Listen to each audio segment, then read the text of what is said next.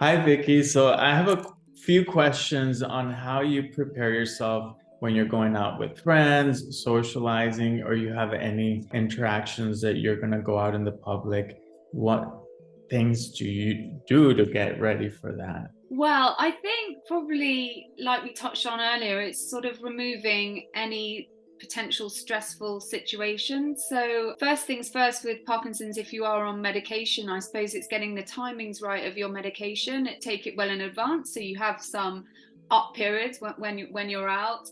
And just maybe to assess, where you're going, who's going to be there, and maybe talk to your friend or your partner, husband, wife, or whoever you're with that's going, so that they perhaps know how you're feeling, if you're a bit anxious or nervous, that maybe you have a special signal you can give one another if you're struggling or something like that and you need some downtime. But hopefully just enjoy it, and make sure that you're doing fun things that you want to do. Avoid situations that you don't want to do. Don't be one of these people that say yes when you don't really want to go to something. We only have this one life, so make sure when you go out and you're having fun or you're going on holiday, it's something that you really really want to do and it's going to be uplifting. I think that one should always do what they want to do. Why is it so hard to, if you don't like something, say it? I mean, if you have friends that are close and they know you, I mean, I don't want to come across as being rude, but if you're going to ask me a question, I will answer it. Just speak out and don't hold it in because that will affect you.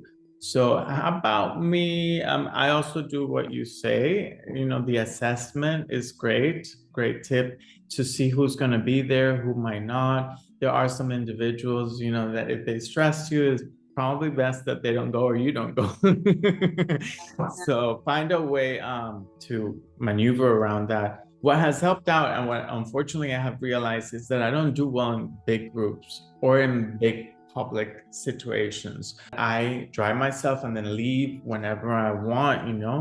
I'm not good with public transportation because of that, because I'm at a state that, because when you talked about medication and being able to see when you're going to be on and off, before I had 4 hours solid that I knew I was going to be able to be mobile, but now my medication fades away out of the blue. So just the panic of having that happen when I need to get out of a taxi or a cab and not being able to walk out is terrible. So I need to be in control as far as like thankfully I still drive. And so if I have at a point time where my medicine wears out, which I have it often, I just go park by the airport. I'm an aviation enthusiast, so I wanted to be a pilot when I was a kid, but that's a separate video.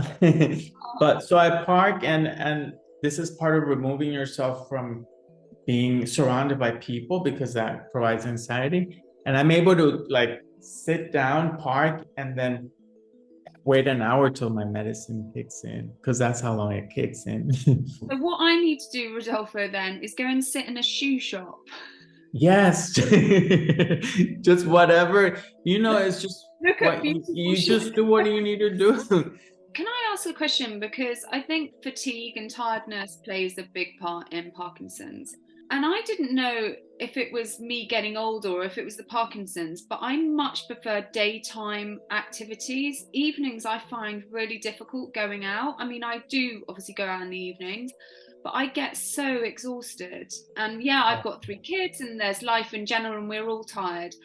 But I do think that Parkinson's plays a role in making me more tired. I don't know if you feel the same. No, definitely. I mean, we need to remember that you are moving your body with medicines helping you move your body.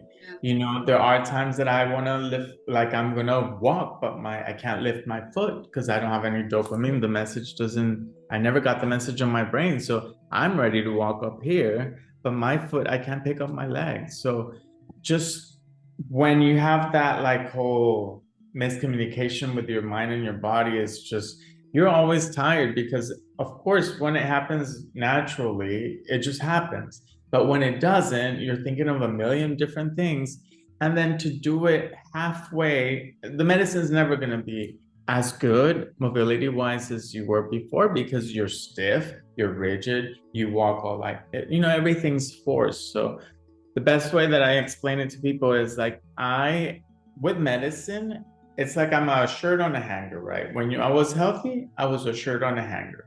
But now that I'm not healthy, that I have Parkinson's, when my medicine kicks in, is I no longer have the hanger as a support or stability. I have starch. Yeah. So I have the notion of like being more sturdy, but that wears out, fades away after, and it's never going to be as solid as if the shirt was on the hanger, because you can push me from behind and I'll probably fall forward. And the great thing I love about you is that you recognize it and you live by it. You're like, you know what works, you know what doesn't work. Yeah, You've got a plan worked but out. Great.